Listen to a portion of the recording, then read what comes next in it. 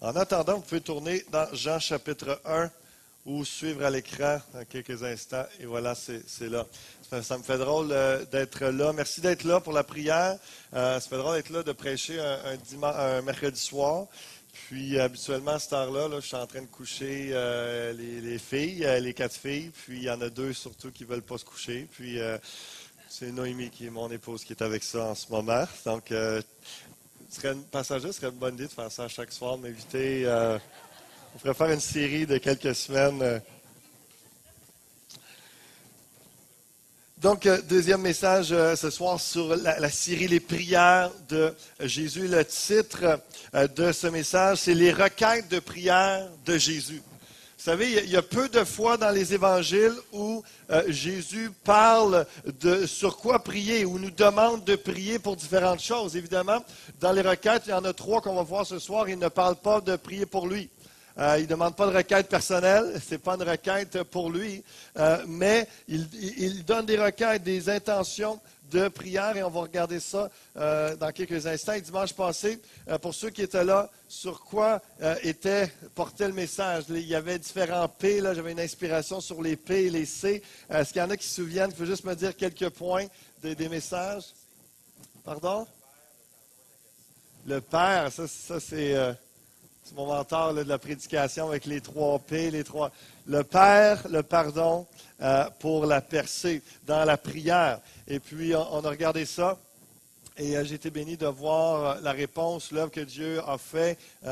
Et entre autres, une dame qui était là, qui avait le cancer des os, qui était touchée. J'ai prié pour elle, pour sa guérison, mais elle me disait, les messages étaient pour moi parce que j'ai beaucoup besoin de pardonner aux gens de mon passé. Et puis, on a pu prendre le temps de prier ensemble, et que je lui dis, est-ce que tu es prête là à juste évacuer ça, exprimer ça et relâcher le pardon? Elle m'a dit oui. Et puis, on a pu prendre le temps de prier ensemble. C'est tellement béni. On est là pour ça. On est là. On prie pour des événements comme ça. Lorsqu'on cherche la face de Dieu, qu'on prépare des messages, on prie qu'au-delà de la connaissance des informations, que ça fasse une transformation dans les cœurs. Et puis, donc, l'important, comme le contact, c'est un des premiers C qu'on a vu, le contact avec le Père. Quand vous priez, dites « Père ». Dans Jean chapitre 1, verset 51, je vous rappelle un peu l'objectif de cette série, l'objectif de la prière. Jésus lui dit, en vérité, vous verrez désormais, il parle à Nathanaël, vous verrez désormais le ciel ouvert, les anges de Dieu monter et descendre sur le Fils de l'homme. Et par un autre passage, au dernier message, je mentionnais que lors du baptême de Jésus-Christ, se mit à prier, le ciel s'ouvrit. On prie qu'il y ait un ciel ouvert, qu'il y ait une connexion entre terre et ciel, alors qu'on prie qu'il y ait vraiment une œuvre surnaturelle qui prend place, alors que nous sommes bien ordinaires. Mais lorsqu'on se met à prier, il y a quelque chose d'extraordinaire qui prend place. Et c'est vraiment ce qui est bénissant. Et Jésus, ce qu'il disait par ce passage-là, c'est que les disciples verront le ciel ouvert. Ce ciel que le péché de l'homme avait fermé à la terre allait redevenir accessible à leur foi, à leurs espérances, à leurs prières. Les disciples verront même les anges de Dieu monter et descendre sur le Fils de l'homme. Ils comprirent dès l'abord cette image sublime, car ils connaissaient la belle vision de Jacob à laquelle elle était empruntée. Vous vous rappelez de cette vision que Jacob voit d'une échelle, et puis que les anges montent et descendent. Et là, l'image de l'échelle est remplacée par le Fils de l'homme. C'est Jésus-Christ qui est le chemin entre le ciel et la terre. Et ça nous dit, celle-ci allait être réalisée dans sa plénitude pour le Sauveur et pour tous ceux qui s'attacheront à lui.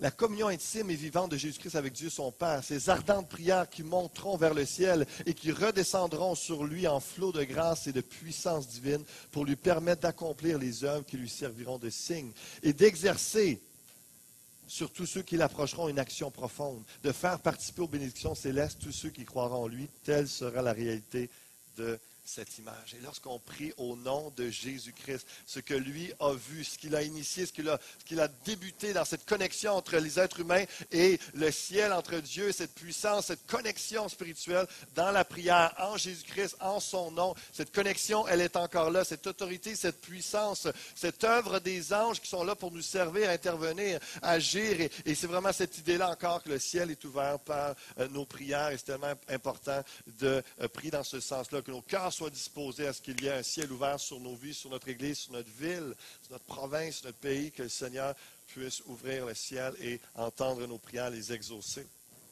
Les cieux sont ouverts désormais.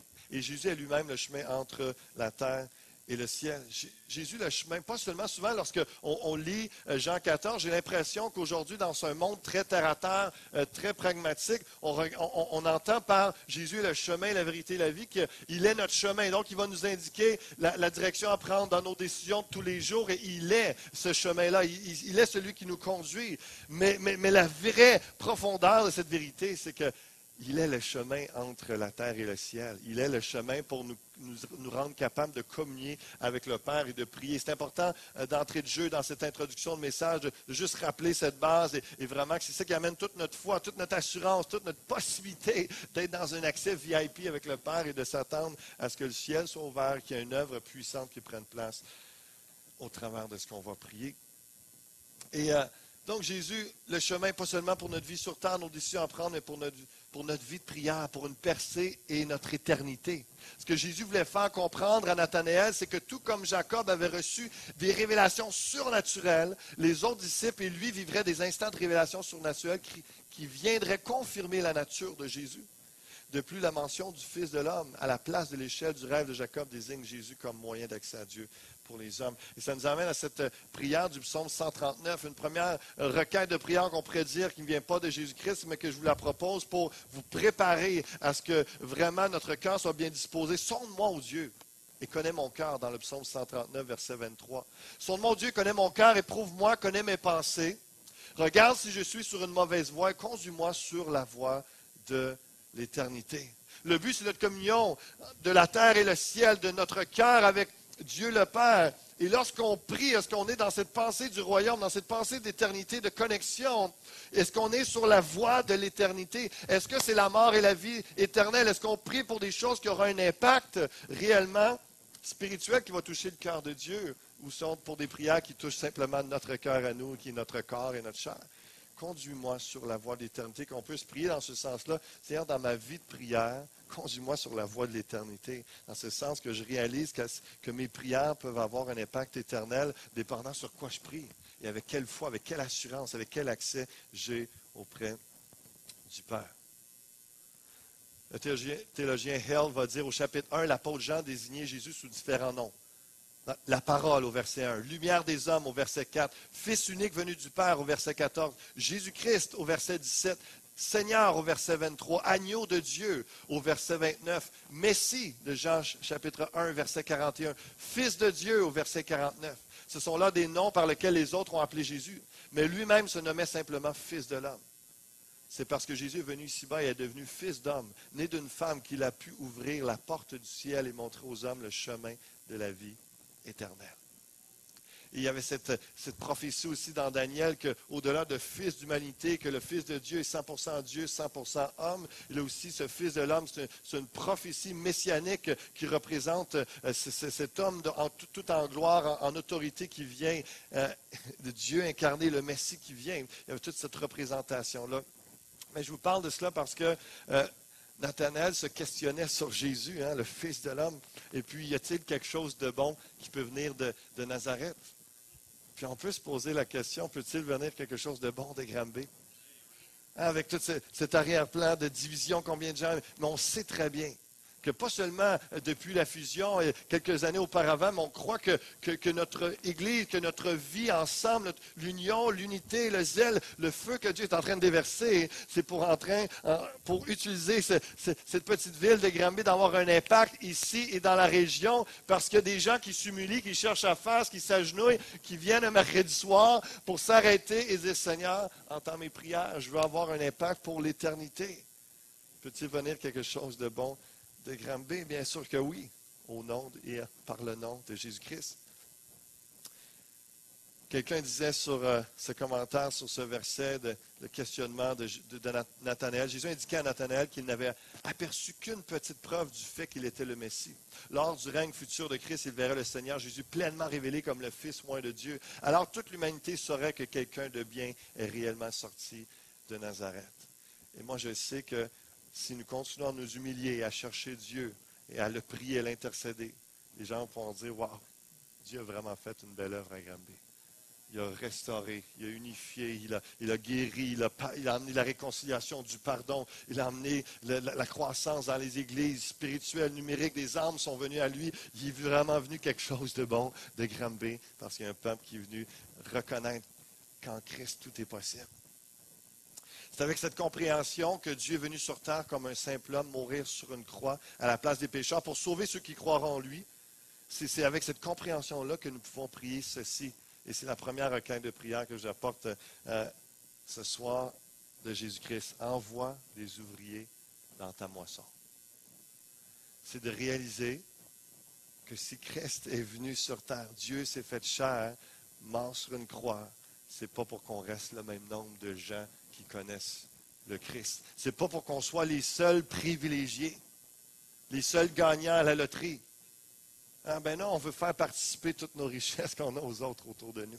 On veut pas faire profiter. Et Jésus dit dans Matthieu 9, 36, et plutôt le texte nous dit, voyant la foule, il fut ému de compassion pour elle parce qu'elle était languissante et abattue comme des brebis qui n'ont point de berger. Alors il dit à ses disciples, la moisson est grande, mais il y a peu d'ouvriers. Priez donc le maître de la moisson d'envoyer des ouvriers dans sa moisson.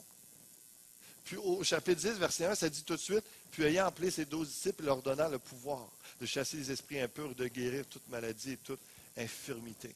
Le Seigneur est rapide à enrôler, à envoyer, à préparer. La moisson est grande et vous êtes ses ouvriers. Et tantôt, je vais vous appeler à voir qui se sent interpellé, qui se sent envoyé pour quoi que ce soit. Et on prendra un temps de prière en particulier et on priera ensemble, Seigneur, envoie des ouvriers dans la moisson parce que l'Église grandit.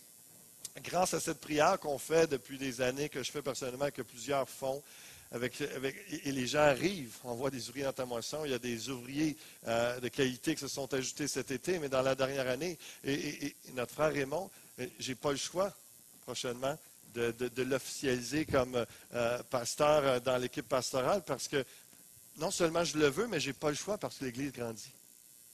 Je n'ai pas le choix parce que dans la dernière année, il y a une cinquantaine de personnes qui se sont ajoutées et on a besoin, et en leadership pastoral, à chaque 50 personnes, à peu près, il faut ajouter un ouvrier de plus.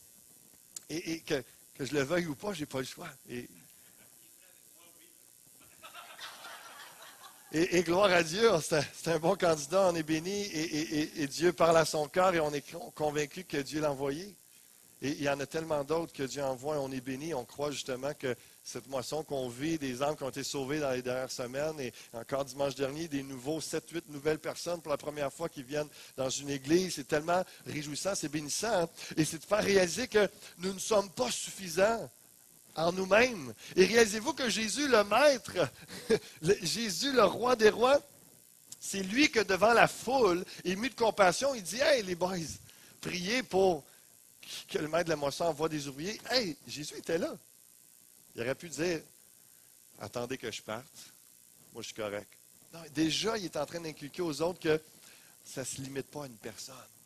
Ça ne se limite pas à un petit groupe. Il faut vraiment qu'il y ait plus. Parce que la moisson est grande. Et la moisson est là. La moisson est là. Dans Granby, dans la région, il y a des milliers de personnes. Et les gens qui ont soif, qui sont prêts à être moissonnés, ont besoin d'une église accueillante. Cette dame atteinte du cancer qui est venue pour la première fois dans l'église et qui est touchée, qui a réussi à vivre une expérience de pardon et je suis convaincu qu'elle est en train de guérir, de cheminer dans sa vie avec ce qu'elle a vécu, elle avait besoin. Qu'il y a des gens émus de compassion devant la foule, prient pour des ouvriers dans la moisson et d'avoir une église qui grandit, qui multiplie, qui croit qu'on ne peut pas juste rester ce nombre-là et d'ouvriers. On a besoin de plus d'ouvriers. Mais comprenez comment est-ce que la prière, cette requête de prière-là que Jésus fait, elle est anti-chair, anti-naturelle. Elle est contre nous. Parce que vous savez ce que ça veut dire, d'avoir plus d'ouvriers? C'est pas ça le pire. Dans les motifs humains, ça veut dire que le spot est moins sur une personne. Le spot est moins sur 2, 3 personnes. Le spot maintenant est multiplié. Ça veut dire que la personne qui embarque dans l'équipe prend la place un petit peu du terrain de l'autre personne et l'autre est obligé de concéder un peu de sa place. On est obligé de revenir. La prière de Jésus, vous allez voir, les trois, là, c'est anti-humain. C'est anti-logique humaine, c'est anti-réflexe humain. Parce que c'est tout le temps contre notre nature humaine, toujours prête à laisser la place aux autres. Alors, cette prière ne veut pas seulement dire que des gens de l'extérieur viendront aider, c'est aussi que des gens présents se réveillent, d'autres soient appelés, s'engagent. Sommes-nous prêts à laisser plus de place à d'autres ouvriers? À vous concentrer sur vos forces en admettant que d'autres sont meilleurs que vous. Vous savez, continuellement, la qualité d'un leader et la qualité que je dois avoir en tant que leader, c'est continuellement de dire, ça, je peux le faire. Puis je garderai une certaine influence, une certaine autorité en le faisant ça, mais je dois mettre quelqu'un de meilleur que moi à cet endroit-là pour faire telle tâche et moi me concentrer sur ce que Dieu m'appelle réellement avec les dons qu'il m'a donnés, les forces qu'il m'a données. Et m'équiper de gens autour. Et que chaque leader, chaque pasteur autour de moi, chaque ouvrier ait cette pensée-là. Parce qu'à un moment donné, c'est que la réalité d'une Église qui grandit devant cette réalité que la moisson est grande et que les gens arrivent, c'est que c'est plus comme dans les petites églises qu'on a connues pour la plupart, où tu as un responsable pour un ministère ou pour plusieurs ministères. Maintenant, on est rendu plusieurs dirigeants pour la même chose. Parce qu'il y a tellement d'enfants, il y a tellement de jeunes, il y a tellement... Et c'est le privilège, mais comprenez-vous que lorsque vous priez, Seigneur, envoie des ouvriers, vous êtes en train de dire, Seigneur, mets-moi à la bonne place et aide-moi à discerner quelle est ma limite, quelle est ma portion, quel est mon héritage et qu'est-ce que je dois laisser à l'autre, concéder à l'autre parce que lui aussi a des dons et des talents et qui est appelé à porter du fruit et à contribuer à moissonner avec moi. Envoie des ouvriers dans la moisson, c'est Jésus qui dit ça. Hein, je rappelle, il est là pour eux et pourtant il démontre clairement l'importance des plusieurs pour la même tâche car le nombre des besoins est grand. Et le mot envoyé, c'est ekbalo, envoyé en grec, jeter hors de, tirer, pousser, faire sortir. Dans l'expression, là, c'est forcer quelqu'un à partir, ordonner de partir en mission.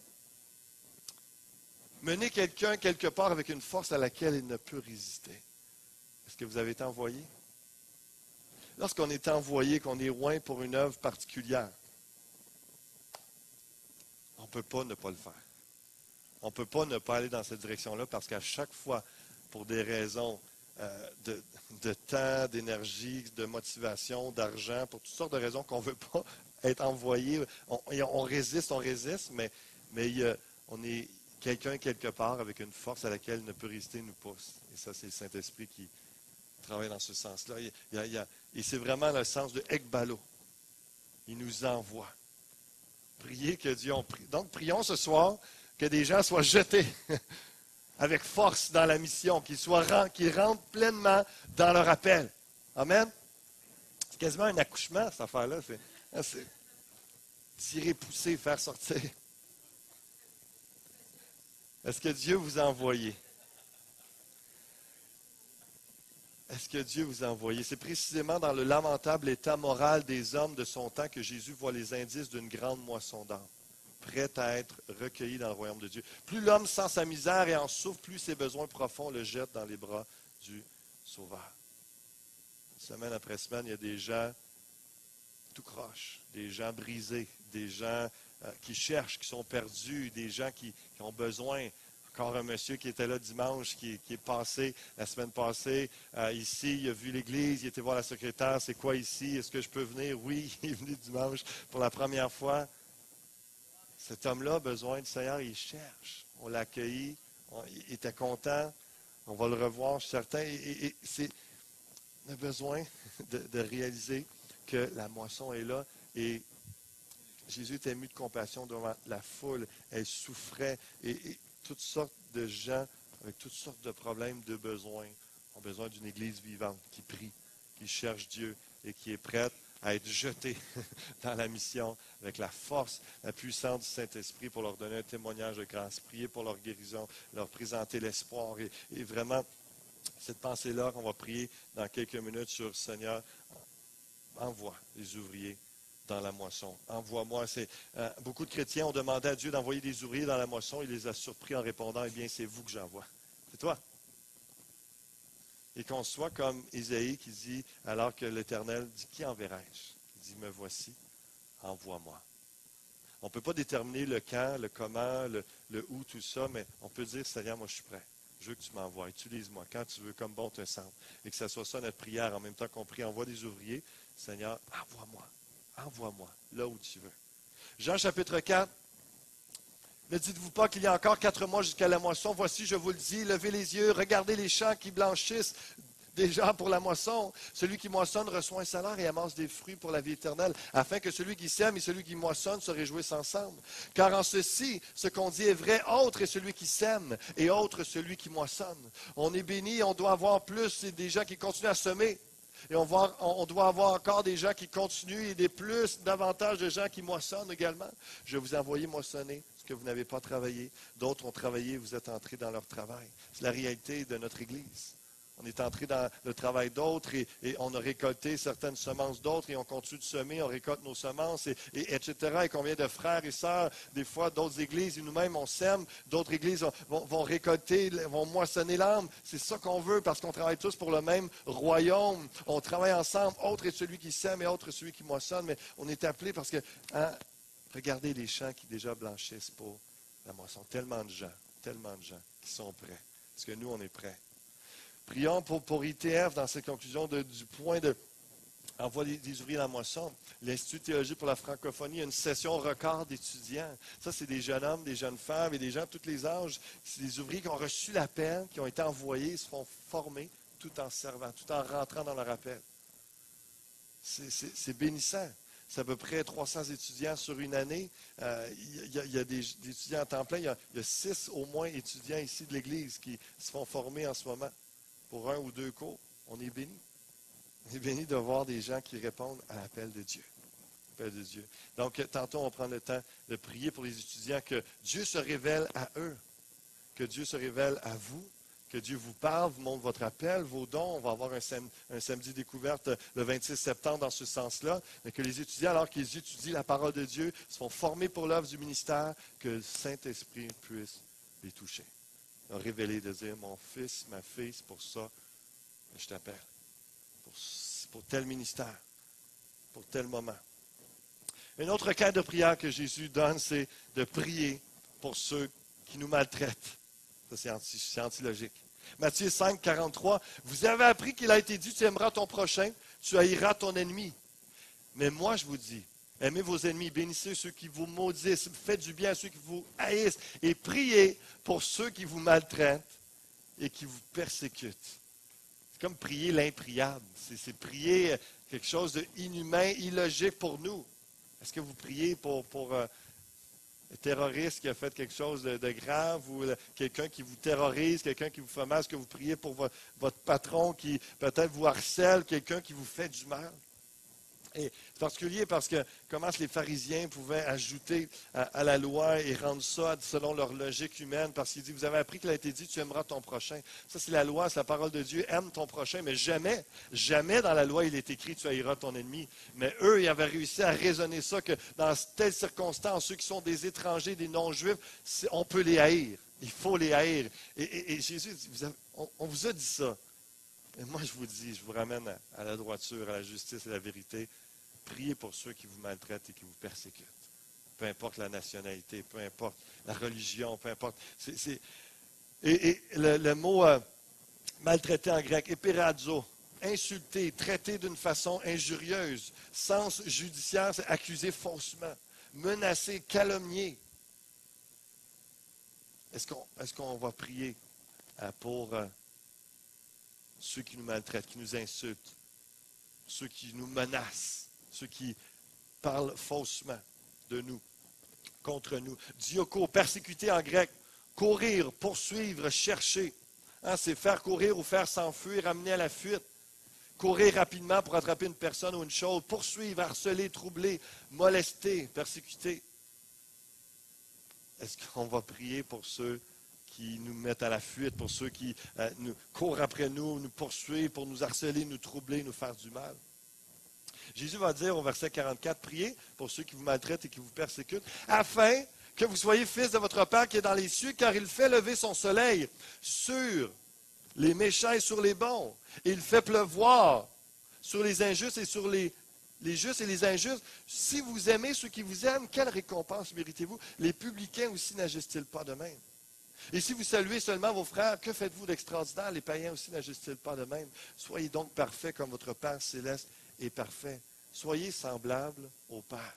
C'est ça que ça veut dire. Soyez semblables à votre Père céleste qui fait pleuvoir sur les bons comme sur les méchants. Si on prie simplement ou seulement pour ceux qui nous traitent bien, c'est quoi la différence avec le voisin qui prie un être suprême pour quelque chose pour ses enfants, pour ses petits-enfants?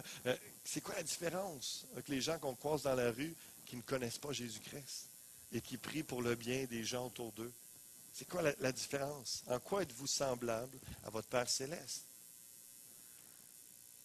Il y a toutes sortes d'harcèlements, il y a toutes sortes d'agressions qu'on peut vivre dans ce monde, des fois pour notre foi, des fois pour rien à voir avec la foi, mais comment est-ce qu'on réagit, des paroles que vous avez entendues peut-être étant jeune, du harcèlement que vous avez vécu, des agressions, de l'intimidation, toutes sortes de choses. Et comment est-ce que vous réagissez? Est-ce qu'on est prêt à prier pour ces gens-là? Et la photo en haut à gauche, ça faisait penser, hier, j'étais au gym et puis le coach racontait qu'il y avait une femme qui avait appelé, qui venait de l'armée, puis là, elle dit, moi, je veux un coach qui est dur, qui va vraiment me pousser à fond, et puis, parce que je veux pas qu'il soit trop mou, je veux que, tu sais, c'est quasiment harcèle-moi, persécute-moi pendant que je m'entraîne pour me pousser à fond, et le coach disait qu'il était à terre comme ça pendant qu'il était en train de faire des exercices, lâche pas, continue, lâche pas, elle n'est jamais revenue. C'était trop pour elle. Mais le point, c'est que des fois, l'ennemi essaie toujours de nous pousser à fond. Il y a des gens qui nous harcèlent. Est-ce qu'on va prier pour les gens autour de nous qui sont au travail, nos voisins, ceux qui des fois, pour une histoire de Hetzel, pour une histoire de clôture, un voisin qui nous achale, tout ça, au lieu d'espérer le mal, au lieu d'espérer qu'il y a des choses qu'on ne peut pas dire, qu'on prie pour, est-ce qu'on va prier pour leurs bienfaits, que Dieu les touche, que Dieu les sauve, que Dieu les amène à la repentance, que Dieu les amène à réaliser le mal qu'ils font, qu'ils vivent et qu'ils sont tellement loin de Dieu? Priez, Jésus nous dit priez pour ceux. C'est une des requêtes de prière qu'il nous donne. Il n'en donne pas beaucoup, mais priez pour ceux qui vous maltraitent, qui vous persécutent. Luc chapitre 22, troisième requête de prière, priez pour ne pas tomber en tentation. Après être sorti, il alla selon la coutume à la montagne des Oliviers. Ses disciples le suivirent. Lorsqu'il fut arrivé dans ce lieu, il leur dit, priez afin que vous ne tombiez pas en tentation. Puis s'éloignant d'eux à la distance d'environ un jet de pierre et s'étant mis à genoux, il pria. Priez afin que vous ne tombiez pas en tentation. Marc 14, 38 dit, l'esprit est bien disposé, mais la chair est faible. Dans le français courant, c'est l'être humain est plein de bonne volonté, mais il est faible. J'aime bien aussi la version Parole de vie qui dit, vous désirez faire le bien, mais vous n'avez pas la force de résister au mal. Priez afin que vous ne tombiez pas en tentation. Des fois, on peut vouloir puis avoir tout le vouloir du monde, mais sans la prière, Jésus nous dit qu'on n'a pas le pouvoir, la capacité de résister au mal. On n'a pas la capacité de résister à la tentation. La tentation, c'est autant tentation de péché, de succomber à un certain péché, certaines tentations, que quelconque épreuve, difficulté qui nous arrive, parce que, et ce qui nous amène à maudire Dieu, à s'aigrir, à se mettre en colère, à être frustré, à désobéir, à abandonner Dieu, la foi, et aller un petit peu low profile sur le côté de la route, un peu plus en marge, au lieu d'être en plein centre, dans le combat, dans l'obéissance et dans la bénédiction de Dieu. Priez afin que vous ne tombiez pas en tentation, afin que vous ne déviez pas du plan de Dieu. Parce que pour eux, Jésus savait très bien ce qui s'en venait. Il les avait avertis en plus. Pierre, tu vas me renier. Je vais être livré, là, je vais être maltraité, ils vont me fouetter, je vais mourir le troisième jour, je vais ressusciter. Et pourtant, les disciples, endormis, ne comprennent pas le sérieux de tout ça, et ils ont été brassés. Ils ont été brassés. Pierre a renié Christ, et il a tombé. Les autres se sont enfuis. Mais ça n'a pas été long qu'ils ont été restaurés, ils se sont mis à prier, ils sont revenus, ils ont compris, OK, c'est ça qu'ils voulaient nous dire.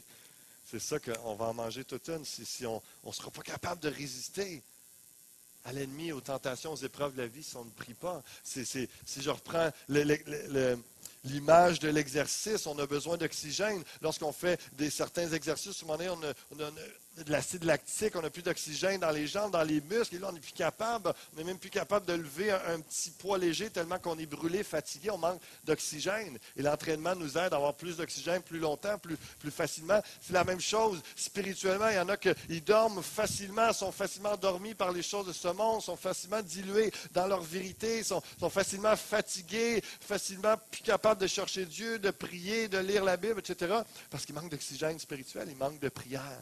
La prière nous garde éveillés, nous garde capables de rester, de lutter contre les tentations, contre l'ennemi. Les gens, à cause de la manque de prière et de veiller pour ne pas tomber en tentation, n'ont juste pas la force de résister. Quand la tentation ou l'épreuve vient, ils vont pécher, vont désobéir, vont fuir. Et le diable va gagner. La prière fortifie le chrétien. Il continue au verset 45, après avoir prié, se leva et vint vers les disciples qu'il trouvait endormis de tristesse. Il leur dit, pourquoi dormez-vous? Levez-vous et priez afin que vous ne tombiez pas en tentation. Comme il parlait encore, voici une foule arrivant. Pourquoi dormez-vous? Levez-vous et priez. Physiquement, des fois, ça nous aide. Ça fait même pas 15 minutes que vous priez, vous êtes déjà en train de vous endormir. Levez-vous et priez. Vous êtes accablé par la fatigue, par la tristesse, les mauvaises nouvelles de la journée. Lève-toi, va prendre une marche de prière, peu importe l'heure. Va prendre une marche de prière, lève-toi et prie. Qu'il y ait une action de j'attaque le problème, je vais en prière, je vais résister à la tentation, je veux être éveillé spirituellement. Il y a une notion où on se fait violence, on se lève et on prie, on prend position pour le Seigneur. Levez-vous et priez afin que vous ne tombiez pas en tentation. Parce que Jésus savait, la foule arriva. Et encore une fois, Marc 14, 43 dit, arriva Judas, l'un des 12, avec lui une foule armée d'épées et de bâtons. Les attaques s'en viennent. Les soldats s'en viennent, l'ennemi s'en vient, il monte des dents, il rage contre toi, puis il est là, la foule arrive. Il faut que tu sois prêt à résister à la tentation. Prie afin que tu ne tombes pas dans l'épreuve, que tu ne tombes pas dans la tentation.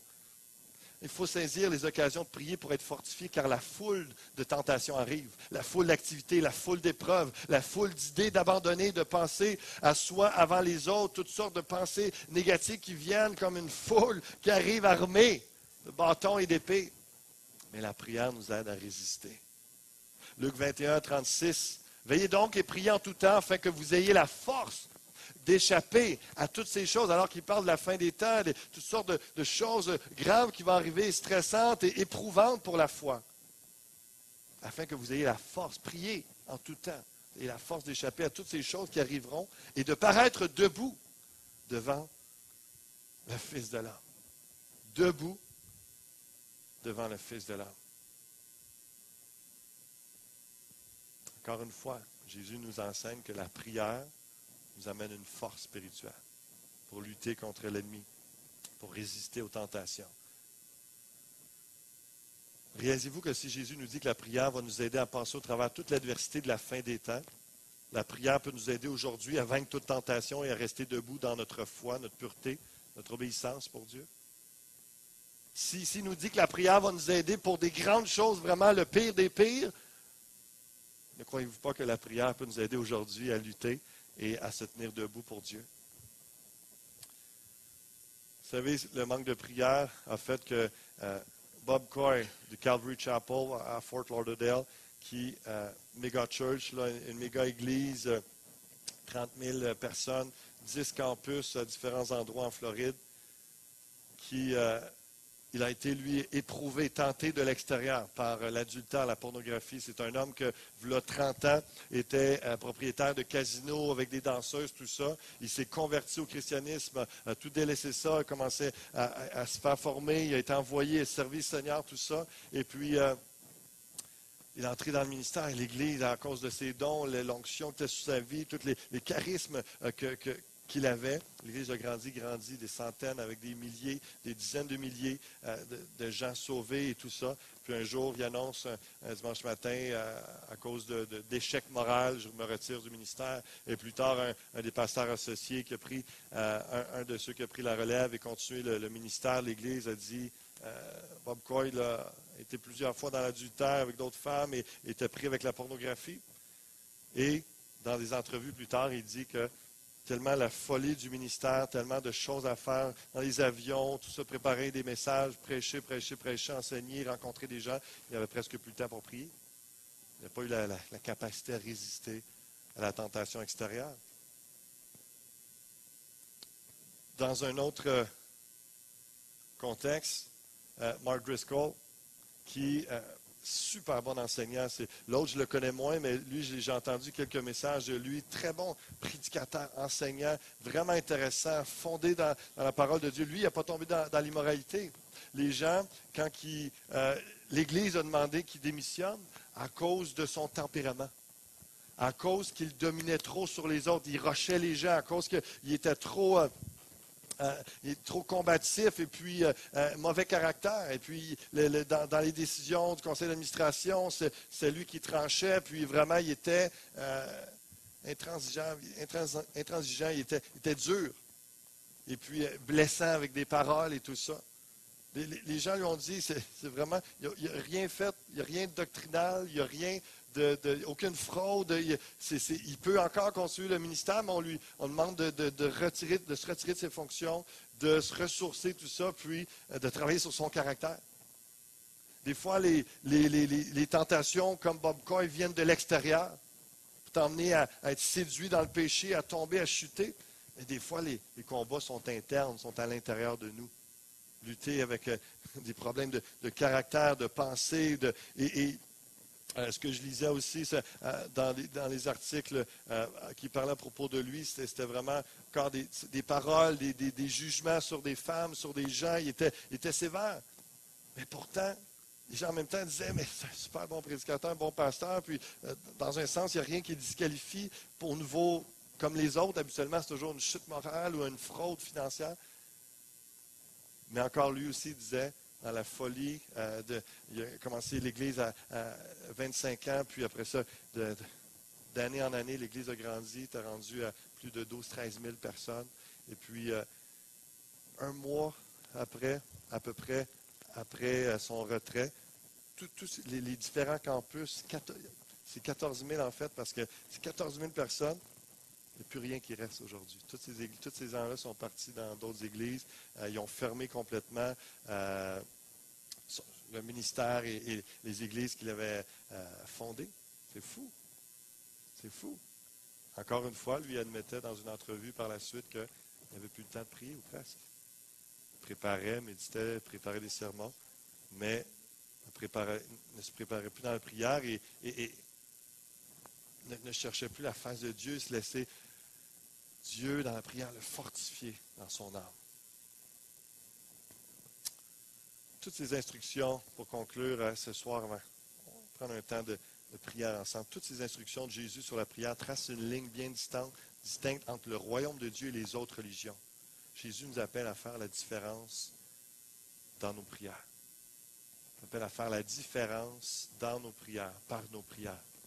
Est-ce qu'on va prier des prières toutes simples, banales, que n'importe qui ne croit même pas en Jésus-Christ ou en Dieu prierait, ou on va prier des prières que lui nous défie de prier, comme envoie des ouvriers dans la moisson. Bénis, Seigneur, prends soin de ceux qui me maltraitent, qui nous mènent la vie dure, qui nous persécutent. Et Seigneur, aide-moi à résister à la tentation, à fuir le péché, la tentation, à aller dans la prière régulièrement, dans la communion avec Dieu pour être ressourcé, encouragé, préparé, équipé pour la tentation, qu'elle vienne de l'extérieur ou de l'intérieur. dans nos pensées, dans nos problèmes internes. J'aimerais qu'on prie ensemble, puis ensuite de ça, je vais vous diriger dans le reste de la prière.